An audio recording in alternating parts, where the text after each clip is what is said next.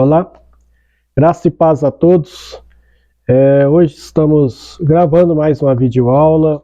Na semana passada a gente não gravou a lição número 8, lição adulto do CPAD.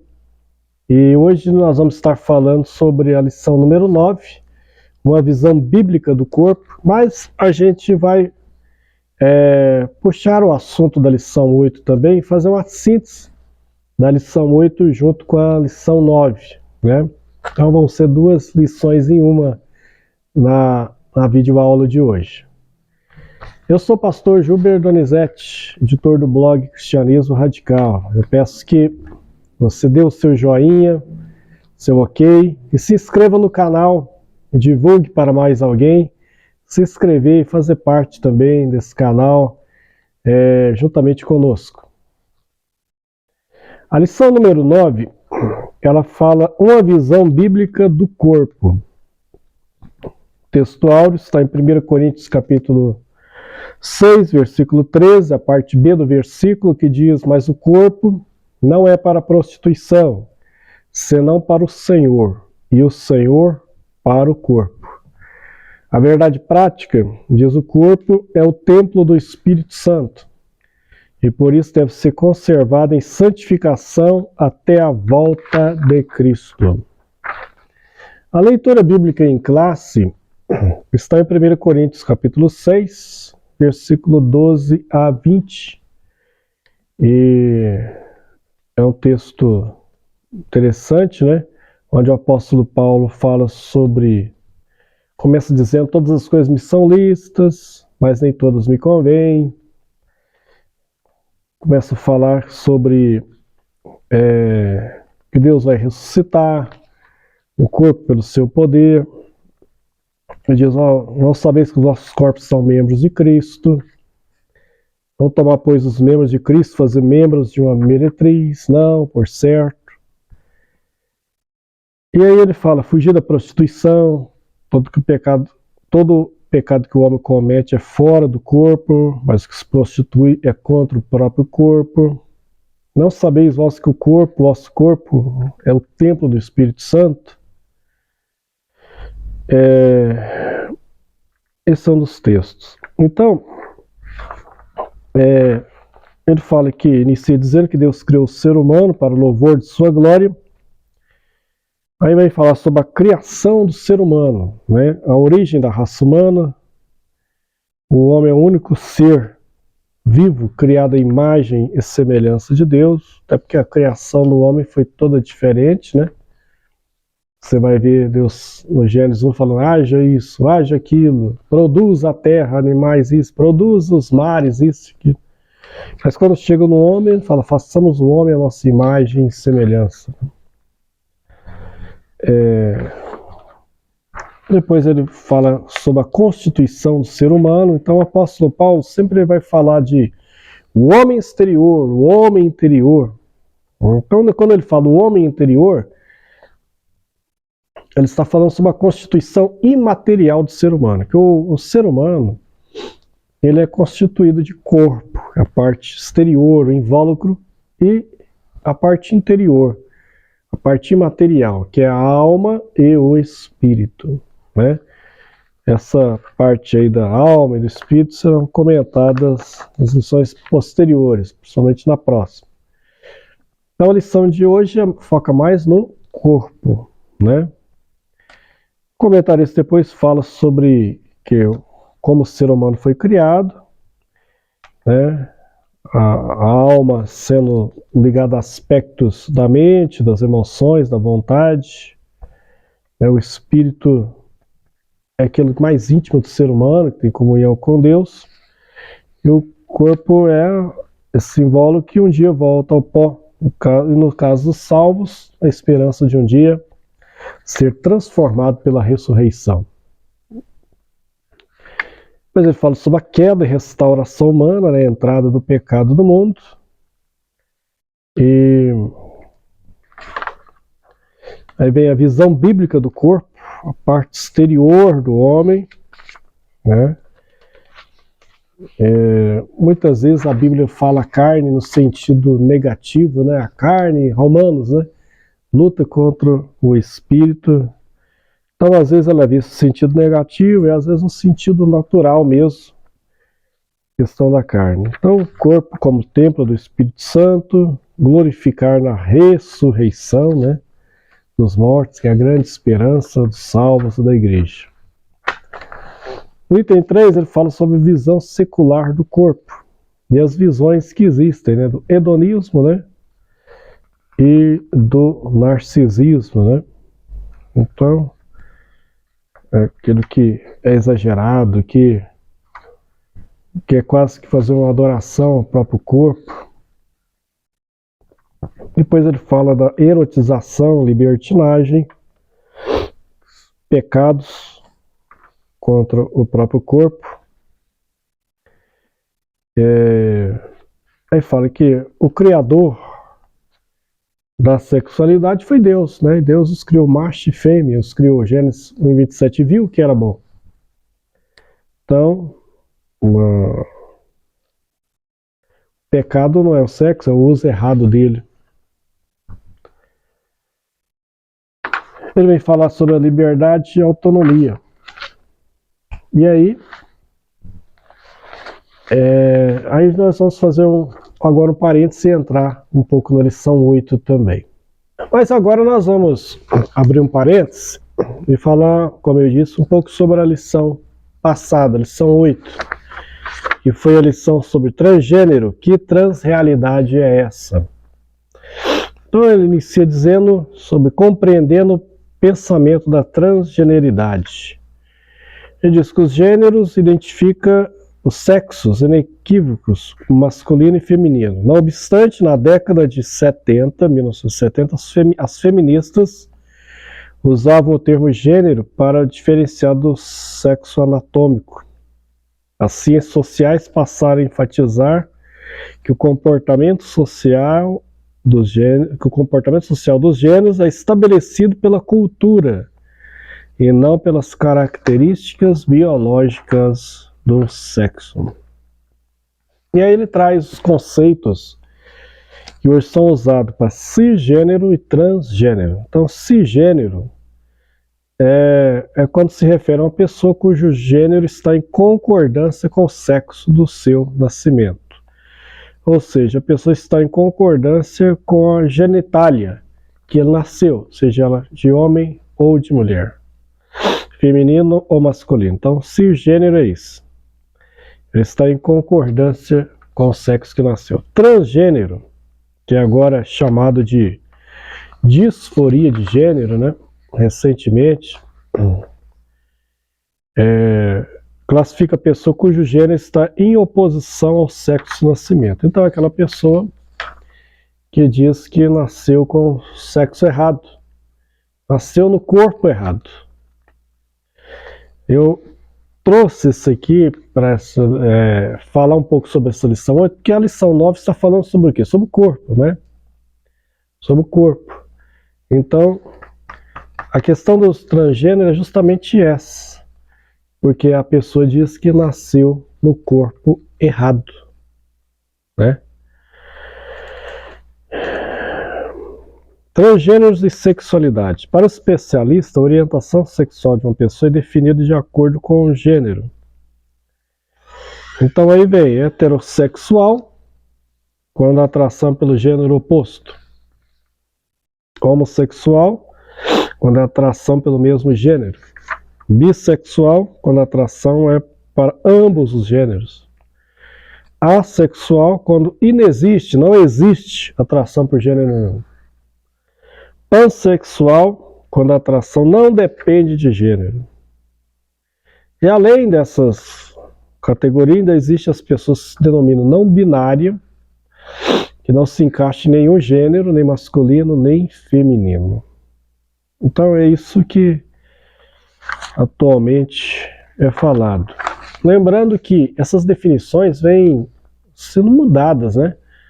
Se você vê que a psiquiatria dizia, os próprios Ministério da Saúde dos países que tinha, né? Cada país tem um nome, aqui no Brasil é Ministério da Saúde, a própria organização da Mundial de Saúde, até 50 anos atrás, para cá as coisas vieram mudando, né?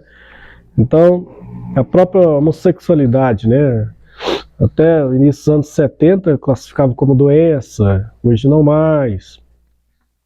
A questão de transgêneros, travestismo, até 2018 o travestismo ainda era considerado, tinha um CID lá, né, doença, a partir de 2018. Não, eu lembro que em 2017 eu estava fazendo um curso na Universidade Federal de Uberlândia, uma pós-graduação, especialização em direitos humanos, que foi falado sobre esse assunto, e até aquele momento, 2017, ainda o travestismo ainda, não a questão do transgênero, mas o travestismo ainda era considerado como doença. E a partir de 2018 mudou, agora usa-se o termo disforia de gênero. Se você pega pensadores, por exemplo, Lacan, que foi um dos seguidores de Freud. Para Lacan, o travestismo era perversão. Você pega agora modernos psiquiatras, tem outra concepção. Você vê que em 99 isso é uma decisão no Conselho de Psicologia no Brasil, proibindo a chamada cura gay, né? Que o psicólogo não pode tratar dessa forma. Então é assim que as coisas vêm mudando, né? Os conceitos sobre isso. E aí a gente chega na questão teológica. E aí a Bíblia Sagrada, o que diz, né? Você vê aí que existe o movimento hoje, se chama hoje LGBTQIAPN+, né? Cada vez estão colocando uma letra a mais. Então hoje é um movimento ideológico praticamente, né? Agora a gente tem que separar o que é ideologia do que realmente é a condição das pessoas. Porque se antes usava a expressão opção, hoje não se usa mais esse termo, né? É opção sexual, usa-se identidade sexual. E aí é a questão do corpo novamente, né? Daquela pessoa que ele se identifica com o corpo que está, mas ele tem atração pelo mesmo sexo. Ou o outro que chega e nem se identifica com o corpo que está. A gente olha isso aí e fica parecendo que tudo isso aí é novo, surgiu agora, né? O que está havendo hoje é um enfoque maior, principalmente na questão midiática, né? Às vezes até em determinadas ideologias e até na política, mas não é assunto novo, não, senhor. Não é. Aí você lê, é claro que vai ter textos em Levítico que falam alguma coisa sobre isso, no Gênesis, né? Que vai falar algo sobre isso, Sodoma e Gomorra. Você vai ver que o assunto é antigo, né? Você vai ver em Deuteronômio 22:5, né? A preocupação que havia na questão de uso de roupa, mesmo de mulher usar roupa de homem usar roupa de mulher, Êxodo 22:5. Então você vai ver no transcorrer da Bíblia Sagrada. Aí chega no texto da lição 9, sobre o corpo, que ele usa como texto básico 1 Coríntios capítulo 6, que Paulo vai dizer assim, escrevendo aos Coríntios: olha, no reino dos céus ficaram de fora. Aí vai citando, né? Efeminados, adúlteros, mentirosos, impuros, né? Diversas pessoas lá. Tem gente que pega só um lá e fala: esse aqui vai ficar fora do reino de Deus. Esquece que é muitos, né? É muita coisa. E aí ele está escrevendo uma igreja. Aí de repente ele fala: olha, muito disso aí era o vosso proceder no passado, mas agora fosses lavados, fosses santificados, fosses regenerados. Ou seja, Paulo está dizendo que alguns dos membros daquela igreja lá de Corinto antes exercia algumas práticas que ele falava que ficariam de fora do reino de Deus, mas agora vocês foram lavados, vocês foram santificados. Por quê? Porque Corinto era uma cidade extremamente imoral. Extremamente imoral. Havia o templo de Afrodite lá, com mais de 1000 sacerdotisas para receber, que era uma cidade de beira-mar, uma cidade portuária, cidade comercial, que eram, na verdade, prostitutas. Havia o templo de Apolo, era uma estátua de um homem nu. Então, que pessoas que cultuavam lá, né, Apolo, homossexuais lá. Então é algo que existe há muito tempo, né? Não é de agora, não surgiu agora. Aí eu fico vendo, agora, isso que chama atenção. Já existia no tempo do apóstolo Paulo, já existia na época de Jesus, e você não vê Jesus, nem Paulo, a não ser essa hora que ele cita rapidamente aí, fala de coisas. Você não vê eles fazendo ou elegendo grupos para fazer campanha contra e ser inimigos públicos deles. Vocês não vê eles no momento nenhum fazendo isso. Eles pregavam o evangelho, pregavam o reino de Deus, né? Porque o que a gente anda vendo aí é como se estivesse elegendo determinados grupos de pessoas e feito inimigos da igreja. Eles não são inimigos da igreja, não. São pessoas que precisam ser alcançadas pelo amor de Deus. Desde que eles venham e ouçam a palavra, e a palavra e o Espírito Santo é que faz a transformação na vida da pessoa. E não sair elegendo grupos como se fossem inimigos. Não é assim que nós somos ensinados na Bíblia Sagrada. Paulo vai dizer que a nossa luta não é contra a carne, não é contra o sangue, é contra principados, potestades espirituais. Será que não tinha... Você sabia que teve alguns imperadores romanos que se travestiam de mulher? A maioria deles eram homossexuais. Roma era uma cidade extremamente perversa, que é a descrição que Paulo fala lá em Romanos capítulo 1, que o pessoal gosta de ler muito, 25, 26, versículo 25, 25 e 27.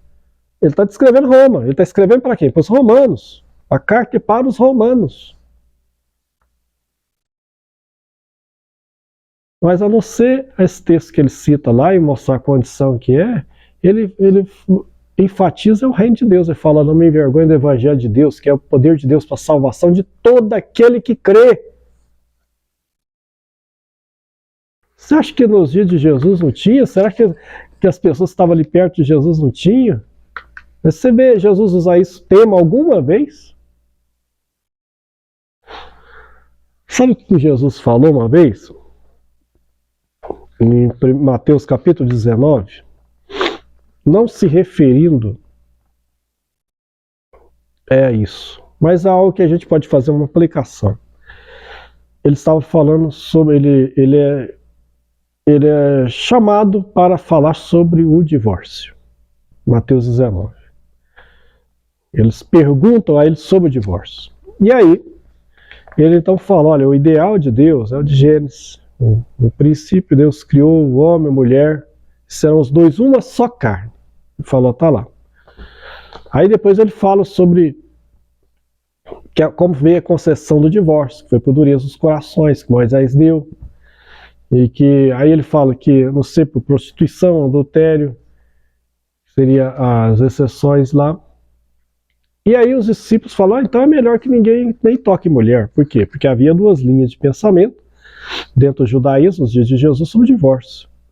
Uma da escola de dois rabinos, que já tinham morrido na época de Jesus. Um chamava Hilel e o outro Shammai.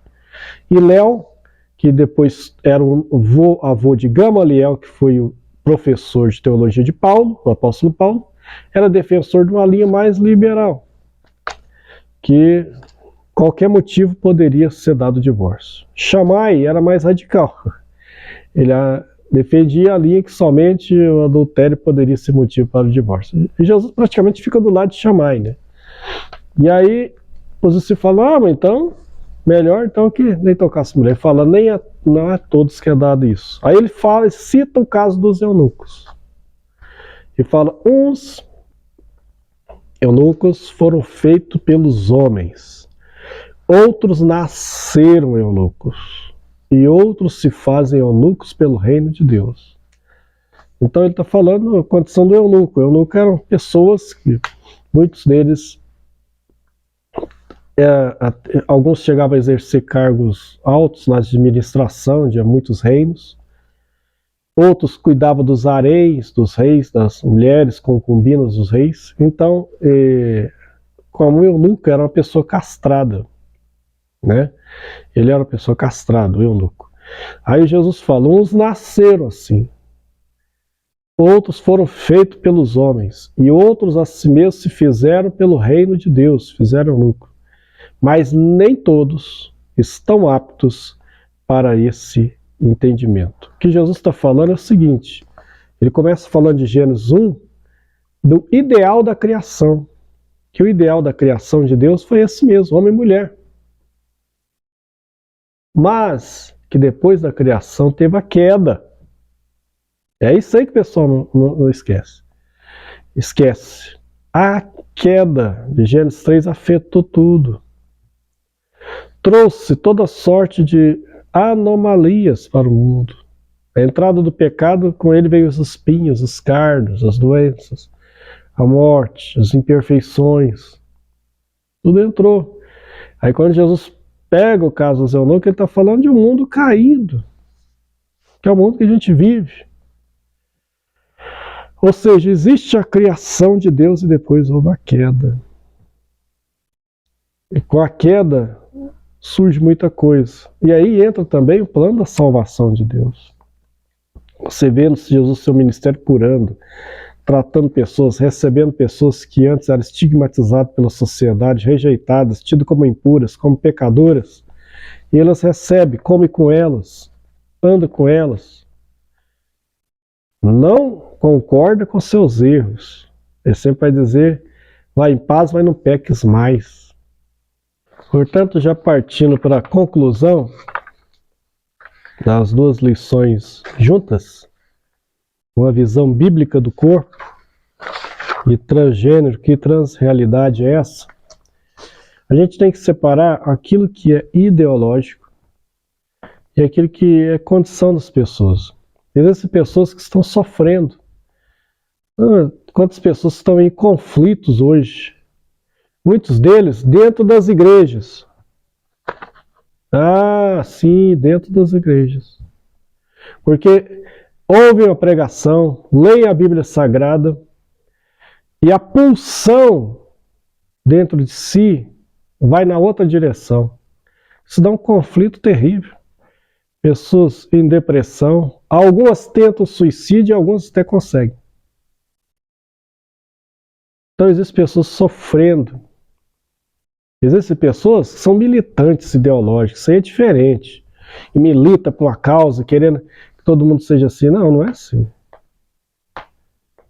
Aí é outra coisa. Agora, isso aí, nós não somos a favor. Né? Nós ficamos no padrão bíblico que está ali, de Gênesis. Agora, a gente tem que saber que o mundo também é caído. Existem pessoas que lutam contra pulsões muito. E todas essas pessoas precisam ser alcançadas pelo Evangelho. Aquele que e Deus faz maravilhas, pode pacificar a alma dessas pessoas, a mente dessas pessoas. Quando eu olho para a questão dos eunucos, eu vejo que não existe caminho fácil, muitas vezes, para determinadas pessoas. Eu acredito que a gente vê por aí algumas pessoas que falam que teve cura nesse sentido e depois você vê ele regredindo para a vida anterior, né? Alguns que se tornaram até famosos, pregavam em grandes congressos, ou outros que não são famosos, mas também fizeram. E existem pessoas que ele chega a um ponto. Então, é possível haver uma transformação? Sim, é possível, claro. Deus é o Deus do impossível. Ele pode fazer qualquer coisa, que é milagre. Mas existem determinadas situações que a pessoa chega no ponto que ele admite que não consegue mudar certa inclinação. Então, alguns são muito sinceros com sua fé e querem viver o Evangelho, optam então, conhecendo a palavra, por viver uma vida de eunuco. E aí a gente volta na questão do eunuco. E se fazem pelo reino de Deus eunuco, ou seja, o caminho da castidade. Então existe esses casos e algumas pessoas que vão assim até a morte, até o final. Por essa opção, ela, né, vê aquilo e entende o que tem que ser o ensino da palavra de Deus, mas não quer comprometer, às vezes, a vida de outra pessoa em algo que ele não vê como verdade que seria esse relacionamento. Então faz essa opção. A gente sabe de pessoas que assim fizeram, né? E sim decidiram servir a Deus e sem ferir sua fé, sua moral, né? Eu encerro dizendo isso, que nós não somos a favor de certas militâncias que são feitas hoje em prol disso, como que querendo que tudo seja normal, querendo que dizer que essa é a condição ideal, que não é a condição ideal. A condição ideal é aquela lá original. E é provável que muitas delas no interior, seu interior, sabem. Mas também tem que ter um tratamento pastoral, tem que ter um tratamento do reino de Deus, tem que ter um tratamento de Jesus para essas pessoas. Se essas pessoas estiverem na igreja, elas vão ouvir o quê? Uma pregação de ódio ou a pregação do reino de Deus? Né? Não é eu nem você que vai conseguir transformar as pessoas. Deixe que elas ouçam o Evangelho, deixe que a palavra trabalhe na vida delas. E a palavra e o Espírito de Deus que fará a obra. Os nossos inimigos são inimigos espirituais, no reino espiritual, não pessoas, não grupos. A igreja tem que ter uma mensagem do reino de Deus, é para todos. Nós somos chamados para pregar para todo mundo. Esse é o que Jesus mandou. Né? Então, parar de agir como questão ideológica também no nosso caso. Você sabe por quê? Quando eu fazia ciências sociais, uma área das ciências sociais que é geografia, um curso de graduação, eu tive professores marxistas. E eu nunca fui marxista. E eles devem ter ficado muito frustrados comigo, porque eu saí sem ser marxista e sou até hoje. Não sou, né? Mas eles falavam, quando falavam sobre Marx, falavam como se o mundo parece que começou depois de Marx. Então, o Capital e tal, e tudo Marx. Parecia que a história começou com Marx, antes não tinha história. E é um erro, né? Mas tem muita gente que combate eles, que age da mesma forma. Fica parecendo que todos os problemas só surgiram depois que determinados grupos ideológicos surgiram. E não, tem certas coisas que são muito antigas, existem há muito tempo. Né? Eles não foram os criadores, né? Não inventaram a roda, não. Então, cuidado para não agir igual a quem você combate. Certo? Nós não somos chamados para isso. Somos chamados para pregar o Evangelho. E ensinar a palavra como ela é, e deixar que Deus, sua palavra e o Espírito trabalhem na vida das pessoas, tá bom? O amor de Deus é para todos. Deus abençoe a todos, obrigado por ter participado dessa aula junta, né? 2 lições ao mesmo tempo, uma síntese delas, e estaremos gravando outros vídeos, nós vamos estar continuando o testemunho que eu estava dando, e continuando a gravar também outras lições. Ok? Não esqueça de dar o seu joinha, indicar esse canal a quem não é inscrito, e muito obrigado por sua presença.